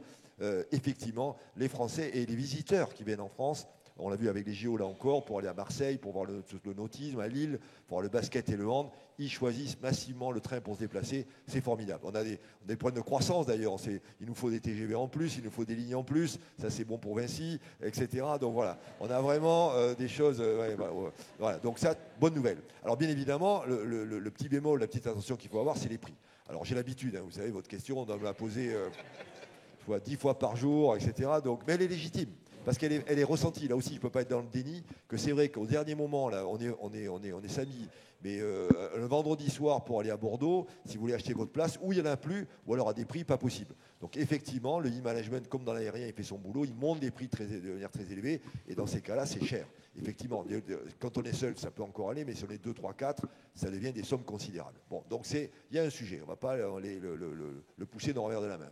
Par rapport à ça, il y a des parades. Ce que je réponds, c'est voyager malin. On sait très bien, d'ailleurs c'est pour ça que quand on ouvre à la vente, tout le monde se précipite. Il y a beaucoup de petits prix dans la gamme quand même, mais il faut arriver assez tôt. Si on attend, voilà, donc là c'est une manière d'y arriver. Puis il y a l'atout magique, c'est Ouigo. Ouigo, c'est quand même des places à 15 euros, 20 euros, 25 euros. La décision stratégique qu'on a prise, qui répond au fond à votre question, on attend impatiemment qu'Alstom nous livre des rames TGV, ils ont un peu de retard, il nous tarde que ces rames arrivent, elles vont arriver normalement à la fin de l'année prochaine. On en a commandé 105, bon, c'est considérable, c'est un quart de notre parc actuel. Donc on va avoir beaucoup plus de places à proposer à nos clients. La décision stratégique qu'on a prise, c'est que Ouigo aujourd'hui, c'est 20% de nos places TGV, on va monter à 30%. C'est-à-dire que dans les 5 ans qui viennent à peu près, le temps que les rames arrivent, ça sera presque une place TGV sur 3 qui sera dans la gamme Ouigo, d'une gamme low cost. Voilà, ça prouve bien qu'on a envie vraiment que les gens puissent trouver des prix accessibles pour monter dans les trains. Et enfin, alors certes, c'est des statistiques. Statistiques, il faut s'en méfier parce que c'est des moyennes. Et l'individu, il n'est pas dans la moyenne, il est dans l'écart type. Mais enfin, elles veulent dire quelque chose quand même de notre politique globale.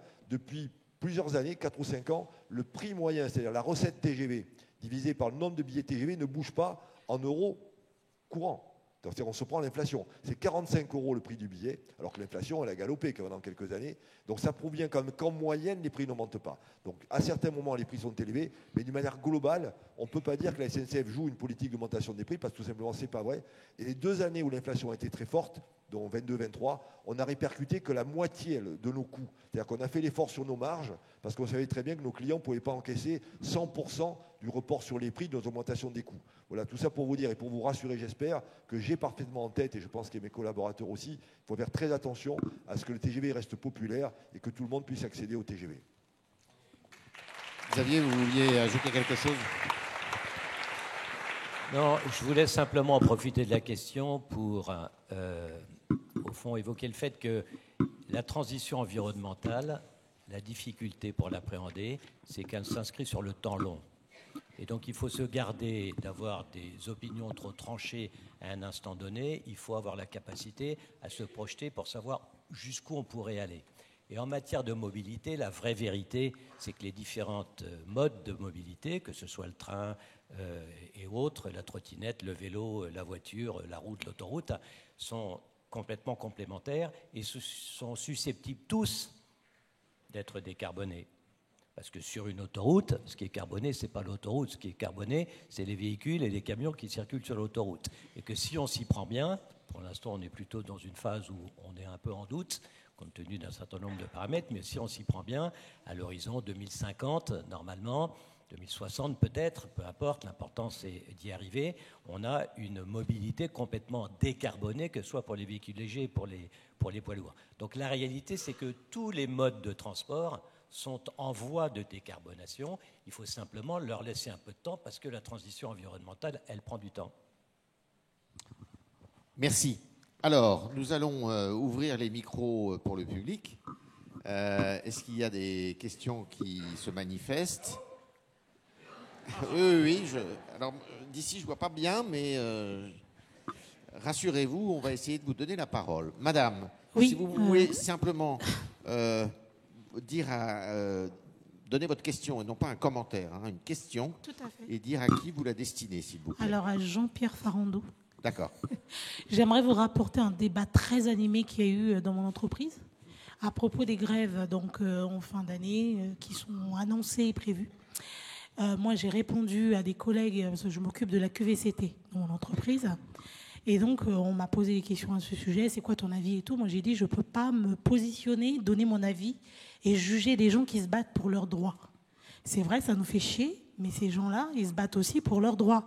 Donc, c'est comme vous ici, vous venez, est-ce qu'on peut avoir droit à ça et tout ça? Vous venez me poser la question. Alors, vous répondez quoi? Parce que le débat était très animé. Oui, mais c'est des moments sacrés, Noël, c'est des moments d'émotion, ils ne peuvent pas prendre en otage les gens et tout ça. Et c'est vrai qu'à un moment donné, j'ai eu l'impression de fuir. Je n'ai pas su répondre. Quelle est votre question? Ma question est, que répondez-vous aux gens qui pensent que la SNCF ne prend pas ses responsabilités par rapport à ces problèmes-là? Par exemple, de grève, de maintenir un service minimum conséquent pour que ça ne puisse pas impacter les populations. Il ne doit pas y avoir de grève à Noël, par exemple. Par exemple. Merci beaucoup. On va essayer de faire court, mais c'est compliqué. Il y a 2 niveaux de sujets. On va oublier Noël dans un premier temps, parce que Noël, ça dramatise. On oublie Noël. Il y a 2 motifs de discussion avec les syndicats dans le fameux dialogue social que j'ai évoqué. Il y en a un autour des salaires. Moi, j'estime que j'ai fait des efforts pour les salaires des cheminots, pour la rémunération des cheminots. Pendant 4 années consécutives, les cheminots auront une rémunération moyenne supérieure à l'inflation. Et après, je m'arrête. Parce que quand le prix du billet de train, à la limite, si j'augmente trop les salaires, il va falloir que je répercute. Donc, il y a les fameux équilibres, je les ai atteints. J'ai protégé le pouvoir d'achat des cheminots 4 années consécutives, même quand l'inflation était élevée, on a été au-dessus, en gros un point. Pendant 4 années consécutives, j'ai fait le job. Donc pour moi, sur les salaires, j'ai fait le boulot. Je ne vois pas où est le problème. Je rappelle que par ailleurs, l'emploi augmente. Donc l'emploi augmente, la rémunération aussi. Je ne vois pas où est le drame. Deuxième sujet, plus compliqué, plus identitaire, ce que j'évoquais, la transformation. La concurrence nous oblige à nous adapter. Donc on met des petites filiales, ils n'aiment pas ça, quoi. C'est plus la grande maison mère dont ils avaient l'habitude, c'est des petites sociétés plus agiles qu'on crée pour résister à la concurrence. Sinon on va être balayé. C'est plus identitaire. Là, c'est l'image qu'ils ont de la SNCF. Là aussi, je leur dis, le fond, j'y peux rien. Le fond, c'est l'Union européenne, c'est des lois, c'est des accords passés entre l'Union européenne et le gouvernement français. Ce que j'ai dit tout à l'heure, dans l'entreprise, j'y peux rien. Moi, mon boulot, c'est de l'accompagner. La transition sociale, faire en sorte que tout le monde ait un boulot là-dedans, préparer les gens, les conditions sociales, je le fais. Et franchement, c'est pas si mal. Là encore, quand on se compare, quand on voit les plans sociaux qu'il y a autour de nous, je vous dis, on crée de l'emploi. Voilà, il faut quand même relativiser. Donc au fond, je suis en train de vous dire, sur le fond, je ne comprends pas. Je ne comprends pas ce qui ne va pas. Donc voilà. Et comme je ne comprends pas ce qui ne va pas, je comprendrai encore moins du coup qu'on fasse grève pour Noël. Parce que quand même, ce n'est pas faux. Noël, c'est un symbole pour les familles. Ce n'est pas une fête comme les autres. Ce n'est pas une fête des riches ou des pauvres, c'est la fête des familles. Les gens se retrouvent dans toute la France. Donc s'il y avait une attaque sociale incroyable, vraiment, voilà, quelque chose qui... Mais ce n'est pas le cas. Donc avec quelque chose où moi-même, j'ai du mal à voir où est l'agression sociale, menacée de faire grève pour Noël, là, il y a quelque chose qui ne va pas. Voilà, c'est ça qui est ma réponse à votre question. Allô? Pardon, on va prendre la question qui est en haut quand même. Hein. Parce que on va essayer Merci. de je suis ici, je ne sais pas si vous tout me le monde. voyez. Là. Allez-y, là. J'y vais? Oui. Bon. Non, mais après, ça sera vous. Ah, d'accord. Je voulais vous demander à tous comment faire pour aider des entreprises qui s'occupent de handicapés. Je suis administrateur d'une fondation qui a quand même 500 salariés, à Richebourg dans les Yvelines, 570 lits, 1000 handicapés par an. C'est évidemment, on se bat énormément, les pouvoirs publics nous aident, mais en ce moment, les collectivités locales, le Conseil général, tout le monde nous dit de moins en moins d'argent, il faut baisser les aides. Et donc, on est là devant un dilemme. On s'occupe avec passion, on a un personnel fantastique, de gens qui ont absolument besoin de nous, qui sont heureux de vivre malgré leurs énormes handicaps en tout genre. Comment faire pour aller tous, avec votre aide, contre ces économies drastiques qu'on est en train de nous demander et qui vont être contre ces personnes handicapées qui ont tellement besoin de notre aide? Alors, qui veut répondre? Je peux au moins partiellement. Je pense que, enfin, moi j'ai expérimenté à de très nombreuses occasions que le regard que l'on porte sur ces personnes en situation d'exclusion du fait de leur handicap, la qualité de ce regard les transforme. Et que rien de mieux et rien de plus efficace que de s'organiser, c'est souvent difficile, pour avoir ces personnes-là dans l'entreprise. Parce que c'est pour eux considéré un peu comme le Graal. Et c'est un geste de confiance tel que ça les fait grandir. Et donc, si votre question, c'est « j'ai besoin d'argent, qu'est-ce qui peut me financer ?» Bon, on a tous des fondations, mais qui ne sont pas seulement des distributeurs de subventions. Si votre question, c'est comment on peut se rapprocher de telle sorte que vous nous permettiez d'intégrer dans nos entreprises, avec plein de conditions et de précautions, des personnes en situation de handicap, là, je vous dis oui, ça nous intéresse beaucoup. Il faut simplement trouver la porte d'entrée. La porte d'entrée, c'est souvent chez nous les DRH ou les fondations. Et on en a plusieurs. Oui, là, je rebondis sur ce que dit Xavier. Le travail, c'est le plus beau médicament pour tous. Tout le monde n'a pas la capacité, effectivement, d'avoir un travail, notamment dans un restaurant, c'est difficile. N'empêche, on le voit, nous, on l'a démontré avec l'impact. Des personnes en situation de handicap dont personne ne voulait, aujourd'hui, les médecins eux-mêmes disent à quel point ils progressent. 94% des parents qu'on a interrogés, on a fait une étude d'impact par la chaire de l'ESSEC qui s'appelle le laboratoire EMIS, c'est des spécialistes de la mesure d'impact social, on parlait de mesure d'impact tout à l'heure, ils ont constaté que 94% des parents découvrent des talents chez leurs propres enfants, des talents qu'ils ne connaissaient pas. Donc évidemment, le monde du travail, c'est la solution. Moi, j'étais stupéfait par ces réponses. C'est-à-dire que les parents eux-mêmes, chez leurs propres enfants, qui connaissent bien, ils découvrent des talents parce qu'on leur fait confiance.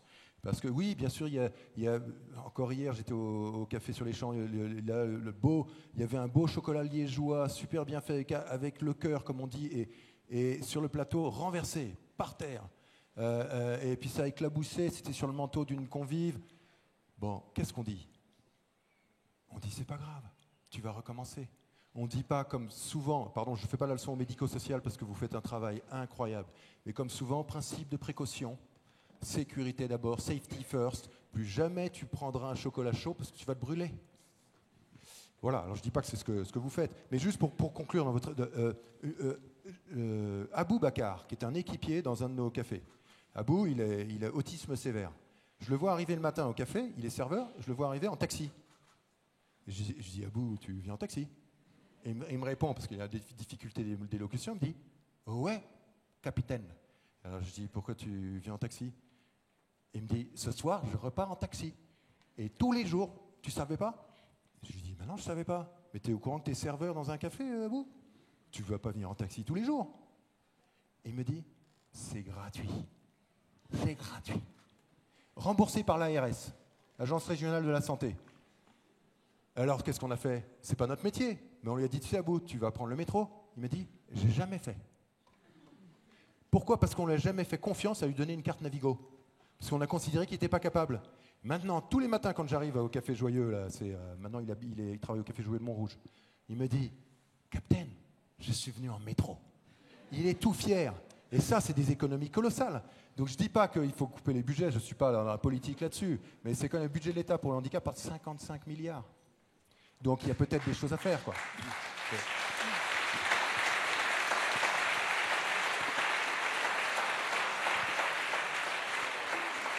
Patricia.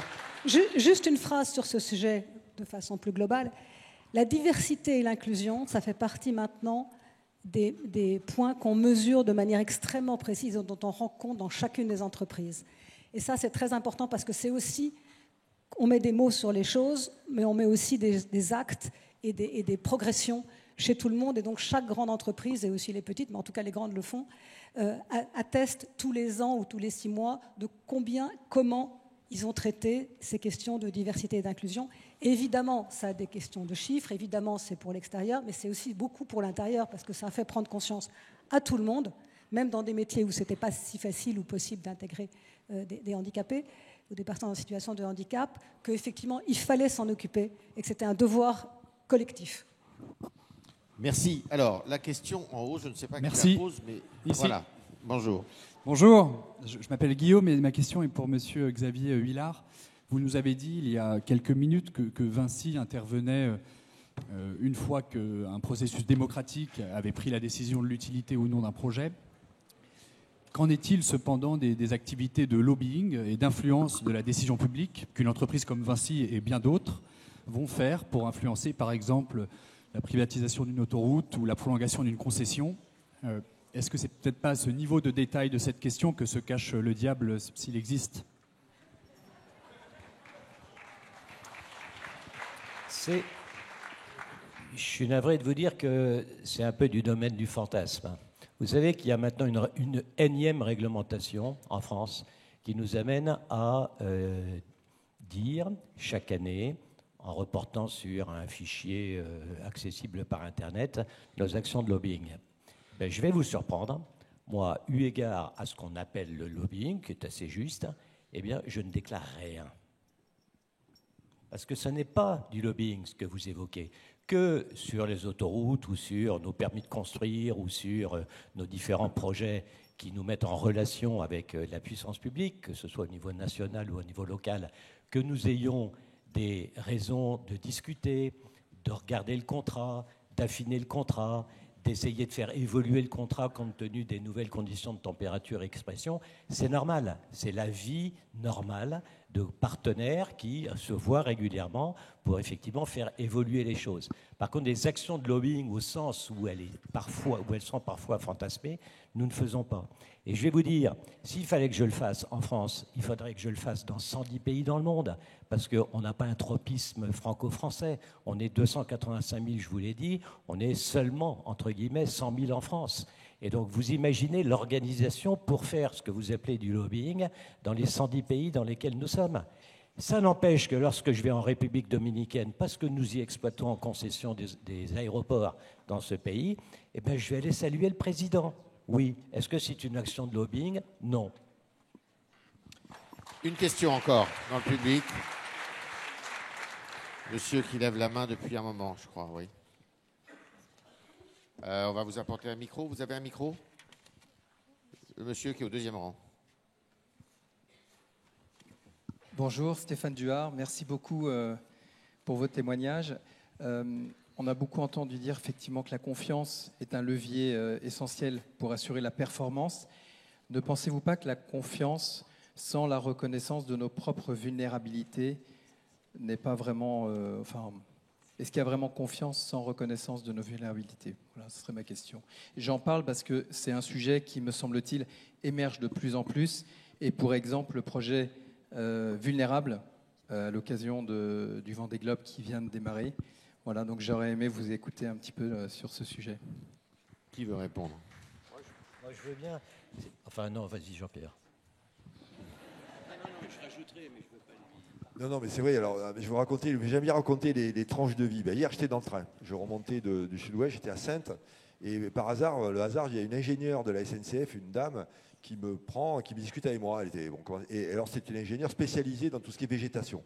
Et là, tout à coup, elle me décrit une situation apocalyptique où, en gros, la végétation va gagner contre la SNCF. Parce qu'on a décidé, fin 21, d'arrêter le glyphosate. On est très fiers en termes de biodiversité.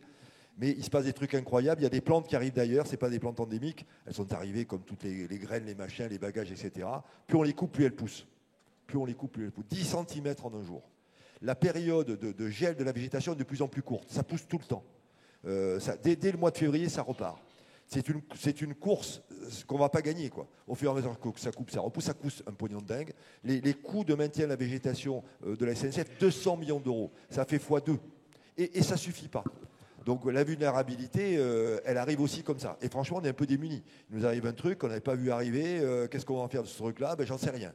Voilà, donc la vulnérabilité. Deuxièmement, tout ce qui est talus. Là, le chaud, le froid, la pluie, des talus qui arrivent sur les voies. Les trains percutent les talus. Parfois, ils déraillent. Il y a du risque. Là, ça nous est toujours arrivé, mais la fréquence à laquelle ça arrive a complètement changé. Dans la vulnérabilité, on la touche du doigt, c'est le cas de le dire. La végétation d'un côté, les talus dans les voies de l'autre, les inondations, Pas-de-Calais, les voies ferrées inondées pendant des semaines et des semaines. Donc voilà, alors on en est là. Alors on fait des études de vulnérabilité, hein, bien sûr on fait des analyses, mais vous avez raison que ça serait d'être dans le déni de ne pas dire qu'il nous arrive des trucs. Voilà, une fois qu'on a dit là, on est au début de l'histoire, on se structure, on réfléchit aux méthodes, prévention, comment on s'y prend pour que ça arrive moins, comment on s'y prend si ça arrive pour que les impacts soient moins lourds, comment on bâtit le ferroviaire de demain à coup d'investissement. On en revient à l'investissement. La seule manière de le corriger vraiment, c'est d'investir. Ça se combine avec la transition écologique d'ailleurs. Hein. Donc les investissements de capacité qu'on envisage, c'est sûr qu'ils auront une composante de protection contre les risques nouveaux liés au changement climatique. Voilà, et ça, c'est une réponse dans la durée. Donc à court terme, on est un peu démunis, il faut l'admettre, et on va avoir des réponses partielles. À moyen long terme, effectivement, il faudra qu'on invente un chemin de fer différent pour tenir compte de ces risques. Mais vous avez raison, la confiance, le pétition de principe sur ce sujet-là, c'est vrai, c'est pas le déni. Vous avez entièrement raison. Moi, je suis quelqu'un, quand on me met le nez dans ma difficulté, je la nie pas. Voilà, j'ai dit ouais, t'as raison, ou pas. Mais s'il n'a pas raison, je le dis, mais si la personne a raison, je le dis. Quand vous avez dit les prix sont élevés, je ne vous ai pas dit non. Je vous ai dit oui, vous avez raison, il y a des moments où les prix sont élevés. Il faut l'entendre. Quand vous m'avez dit les cheminots qui sont perturbés par les transformations, parce qu'elles sont profondes et qu'elles touchent leur identité, j'ai dit oui, vous avez raison. Et il faut l'écouter et le traiter. Voilà, donc, mais d'autre part, il faut aussi admettre qu'on est nous-mêmes un peu, on n'a pas réponse à tout. Il faut aussi admettre que les décideurs, où qu'on soit l'État, qu'on soit les entreprises, il y a des moments de la vie, on découvre un phénomène nouveau, mais on admet qu'on le découvre et qu'on va travailler ensemble à trouver des solutions. Merci. Alors, Xavier, Patricia et Yann, vous voulez ajouter quelque chose? Non, moi je comprenais la question sous l'angle de la vulnérabilité des individus, donc j'aurais plutôt préféré le mot fragilité, mais ça fait belle lurette. Moi, je suis parfaitement capable, devant une assemblée de 800 cadres, de leur dire « j'hésite, j'ai peur d'avoir fait une connerie ». Bien sûr, il faut bien comprendre que de plus en plus, la qualité qui monte, c'est l'authenticité. C'est totalement vrai dans nos univers, et mon pronostic, c'est que ce sera, ça ne se voit pas vraiment aux États-Unis, de plus en plus vrai, y compris dans le monde politique. Celui qui gagnera, celui qui sera authentique. Et quelque part, M. Trump, il est un monument d'authenticité. Ce n'est pas le type d'authenticité dont on a l'habitude, mais il est vrai. Oui, oui. Et donc, moi, je pense que la qualité qui monte, c'est l'authenticité. Et ça, c'est quelque chose que nous vivons au sein de nos entreprises. Et tout à l'heure, la question m'a été posée de savoir comment on faisait pour choisir un collaborateur. Moi, je pense que dans les critères de choix, de plus en plus, au-delà de la capacité à pétrir la pâte humaine, il y a la capacité à effectivement être authentique, c'est-à-dire se présenter sous toutes ses facettes, sans essayer de se manipuler. Patricia.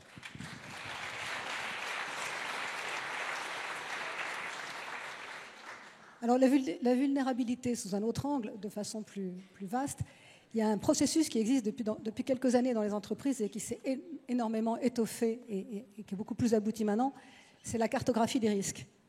Et ça, c'était intéressant parce que c'est un processus qui a démarré il y a une grosse dizaine d'années, peut-être 15 maintenant, et qu'au départ, tout le monde s'est dit encore une classification pour les commissaires aux comptes ou pour les reportings.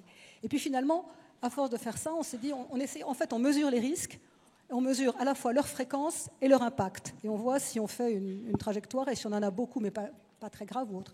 Et finalement, au fil des années, cette cartographie des risques qui était purement comptable ou de reporting au début est devenue un outil de management. On appelait les gens en disant, mais au fond, qu'est-ce qui vous empêche de dormir la nuit?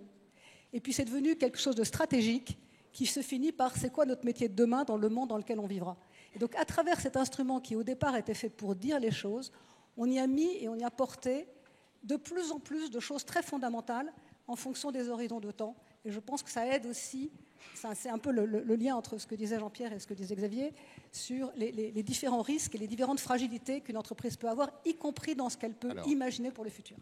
Merci. Je voudrais qu'on garde 1 minute pour Yann, pour qu'il nous présente les cafés. Merci beaucoup, oui, parce que je ne peux pas partir d'ici sans vous dire que le Café Joyeux, c'est la première initiative de produits d'intérêt général. Ce fameux produit grande conso qui change le monde. 100% des bénéfices, quand vous achetez du Café Joyeux, que ce soit sur Internet, en GMS, c'est pas 1%, 10%, 100% des bénéfices permettent de financer l'ouverture de nos restaurants, permettent de financer notre école, puisqu'on a lancé un centre de formation d'apprentis joyeux, le premier CFAJ qui délivre des diplômes certifiés, donc des titres professionnels reconnus par l'État. Ça change tout, ça change tout. Donc il n'y a pas plus simple, pas plus concret, pas plus beau que de se lever le matin en disant une petite tasse de café. Et là où il est joyeux, c'est qu'on sait qu'il est généreux. Et en plus d'être bon. Alors, ce café, torréfié, sélectionné par une femme qui est meilleure ouvrier de France, ça fait partie des cafés de spécialité, donc c'est parmi les 1% meilleurs cafés au monde. Café joyeux à l'origine parce que dès la Colombie, dès le Pérou, ce sont des personnes en situation de handicap qui sont à la récolte des cerises de café. Et alors j'ai juste une question à vous poser, Jean-Pierre. Vous avez 200 000 collaborateurs à la SNCF. 200 000 Xavier, vous en avez 278 000, j'ai entendu tout à l'heure. Et vous représentez, j'ai fait le calcul, 2 millions en France. Alors, vous êtes d'accord? On est tous d'accord? Devant témoin, journaliste du Figaro, on ne pourra pas le nier, ce café, si vous y mettez tous, hein, ça fait, hein, on a calculé, vous achetez à peu près 900 000 tonnes, vous achetez 900 tonnes de café par an. Xavier, chez Vinci, vous en achetez à peu près 1400 tonnes par an. Et alors, si on compte les 2 millions, là, faut multiplier par 10, ça fait des milliers de tonnes. Là, on devient le Starbucks de demain. Solidaire. Merci. Merci à tous les 4. Merci de vos questions et merci aux étudiants qui ont participé à l'animation de ce débat. Bon après-midi à tous et bon week-end. Merci beaucoup.